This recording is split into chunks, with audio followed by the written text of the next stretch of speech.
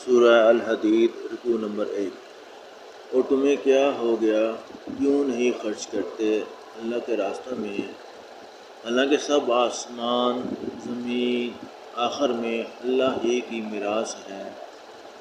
جو لوگ مکہ مکرمہ کے فتح ہونے سے پہلے اللہ کے راستہ میں خرچ کر چکے ہیں اور جہاد کر چکے ہیں، وہ برابر نہیں ہو سکتے ان لوگوں کے جن کا ذکر آگے ہے، بلکہ وہ بڑے ہوئے ہیں درجے میں ان لوگوں سے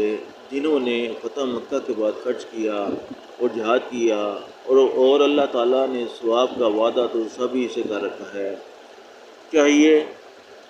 فتح مکہ سے پہلے خرچ اور جہاد کیا ہو یا بعد میں، اور اللہ تعالیٰ کو تمہارے اعمال کی پوری خبر ہے۔ سورہ الحدید رکوع نمبر 1۔ اور تمہیں کیا ہو گیا، کیوں نہیں خرچ کرتے اللہ کے راستہ میں، حالانکہ سب آسمان زمین آخر میں اللہ ہی کی میراث ہے۔ جو لوگ مکہ مکرمہ کے فتح ہونے سے پہلے اللہ کے راستہ میں خرچ کر چکے ہیں اور جہاد کر چکے ہیں، وہ برابر نہیں ہو سکتے ان لوگوں کے جن کا ذکر آگے ہے، بلکہ وہ بڑے ہوئے ہیں درجے میں ان لوگوں سے جنہوں نے فتح مکہ کے بعد خرچ کیا اور جہاد کیا، اور اللہ تعالیٰ نے ثواب کا وعدہ تو سبھی سے کر رکھا ہے۔ چاہیے فتح مکہ سے پہلے خرچ اور جہاد کیا ہو یا بعد میں، اور اللہ تعالیٰ کو تمہارے اعمال کی پوری خبر ہے۔ فائدہ: اللہ تعالیٰ کی میراث ہونے کا مطلب یہ ہے کہ جب سب آدمی مر جائیں گے تو آخر میں آسمان زمین مال و متاع سب اسی کا رہ جائے گا،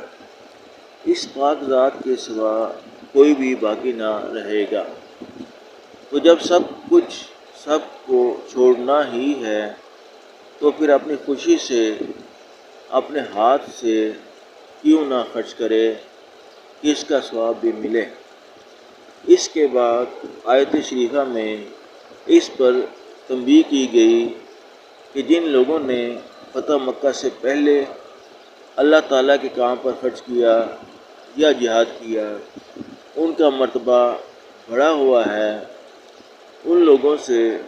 جنہوں نے فتح مکہ کے بعد خرچ کیا یا جہاد کیا، اس لیے کہ فتح سے قبل احتیاج زیادہ تھی، اور جو چیز جتنی زیادہ حاجت کے وقت خرچ کی جائے گی